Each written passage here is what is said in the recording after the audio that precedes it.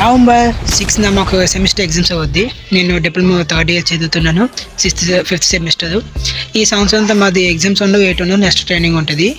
మనకి ఎగ్జామ్స్లో నేను బ్లాగింగ్ చేద్దాం అనుకుంటున్నాను. ఎగ్జామ్ ఎలాగంటే ఫస్ట్ ఎగ్జామ్ ఎలా రాస్తుందని చిన్న బ్లాగింగ్ చేద్దాం అనుకుంటున్నాను.